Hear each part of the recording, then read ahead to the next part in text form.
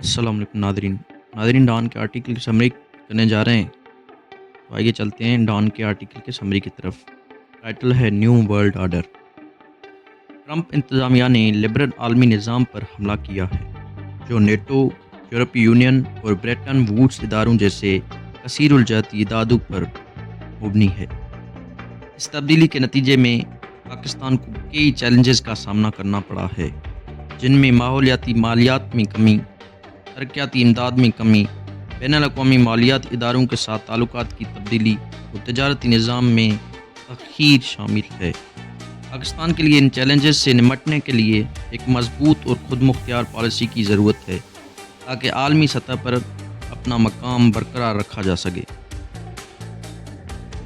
پاکستان کو درپیش بڑے چیلنجز۔ نمبر 1 پہ ماحولیاتی مالیات میں کمی۔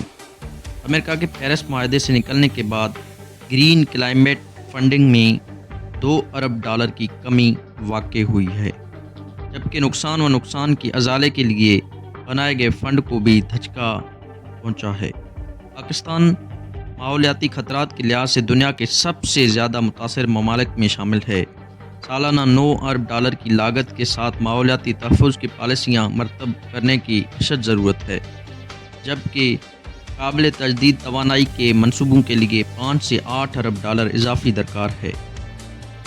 پانی کے ذخائر کی کمی، گلیشیئرز کے پگھلنے اور شدید گرمی کے لہروں کے نتیجے میں ملک کے زراعت، توانائی اور صحت کے شعبے میں متاثر ہو رہی ہے۔ بین الاقوامی ماحولیاتی امداد میں کمی کے بعد پاکستان کو اندرونی طور پر وسائل پیدا کرنے پر توجہ دینی ہوگی۔ نمبر 2 پہ ترقیاتی امداد میں کمی اور اس کے اثرات۔ امریکہ خارجہ پالیسی میں تبدیلی کے باعث USAID نے پاکستان میں 39 بنیادی پروگرام بند کر دیے، جس کے نتیجے میں $845 ملین کی ترقیاتی امداد میں کمی واقع ہوئی ہے۔ اس میں سے متاثرہ شعبے ہیں صحت۔ USAID کے تحت چلنے والے ویکسینیشن پروگرام بند ہونے سے پولیو، TB، ہیپاٹائٹس اور خسرہ جیسے امراض میں دوبارہ اضافہ ہو سکتا ہے۔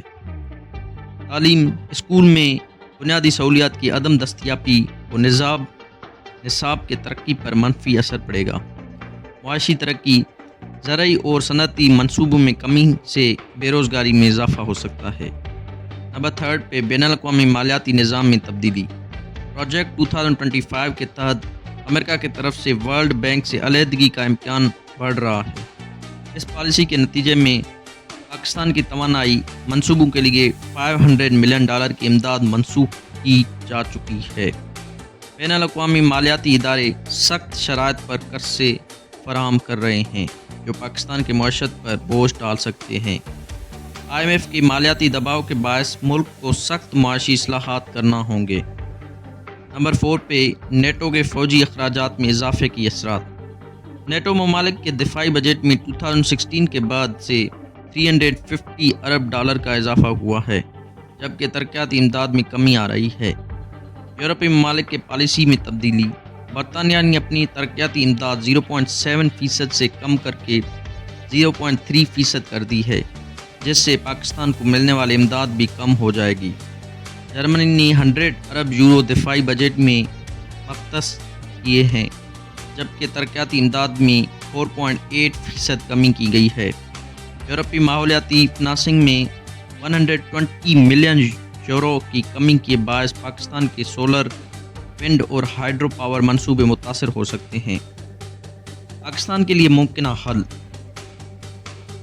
اس آرٹیکل میں مصنف فرما رہا ہے کہ ان عالمی تبدیلیوں کے پیش نظر پاکستان کو اندرونی سطح پر اصلاحات متعارف کرانے کی ضرورت ہے، جن میں درج ذیل اقدامات شامل ہیں۔ نمبر 1 پہ خود انحصاری پر مبنی پالیسی سازی۔ مقامی وسائل اور ٹیکنالوجی کا مؤثر استعمال یقینی بنایا جا سکے۔ زراعت اور صنعت میں جدید ٹیکنالوجی کے ذریعے پیداوار میں اضافہ کیا جائے۔ نمبر 2 پہ ماحولیاتی تبدیلیوں سے نمٹنے کے اقدامات۔ پانی کے ذخائر کی بہتری، جنگلات کی بحالی اور ماحول دوست توانائی منصوبے شروع کیے جائیں۔ سیلاب اور خشک سالی سے بچاؤ کے لیے ماحولیاتی تحفظ کی حکمت عملی مرتب کی جائے۔ نمبر 3 پہ اقتصادی خود انحصاری اور برآمدات میں اضافہ۔ زرعی اور صنعتی پیداوار بڑھا کر بین الاقوامی مارکیٹ میں مسابقت پیدا کی جائے۔ درآمدات پر انحصار کم کر کے ملکی معیشت کو مستحکم بنایا جائے۔ توانائی کے متبادل ذرائع پر سرمایہ کاری، سولر، ونڈ اور ہائیڈرو پاور منصوبے کے لیے نجی اور سرکاری سطح پر سرمایہ کاری کی جائے۔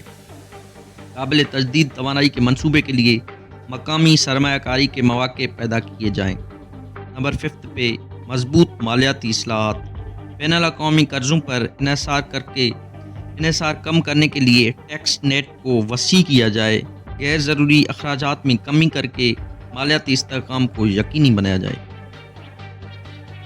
تو فائنل اس آرٹیکل کا 2 to 3 لائن میں اگر ہم سم اپ کریں تو اس آرٹیکل میں ہے کہ عالمی امداد میں کمی اور مالیاتی عدم استحکام کے تناظر میں پاکستان کو اپنی پالیسیوں پر پروسیس نو غور کرنا ہوگا۔ خود کفالت، جدید ٹیکنالوجی کا استعمال اور ماحولیاتی تبدیلی کی چیلنجز سے نمٹنے کے لیے جامع حکمت عملی تیار کرنے وقت کی اہم ضرورت ہے۔ صرف داخلی اصلاحات اور مضبوط پالیسی سازی کے ذریعے ہی پاکستان مستقبل کے عالمی چیلنجز کا سامنا کر سکتا ہے اور ایک خود مختار معیشت کی طرف گامزن ہو سکتا ہے۔ تو ناظرین، یہ تھا کمپلیٹ آرٹیکل کا سمری۔ ویڈیو کا کر رہے ہیں اختتام، ملتے ہیں ایک نئے ویڈیو کے ساتھ، تب تک کے لیے اللہ حافظ۔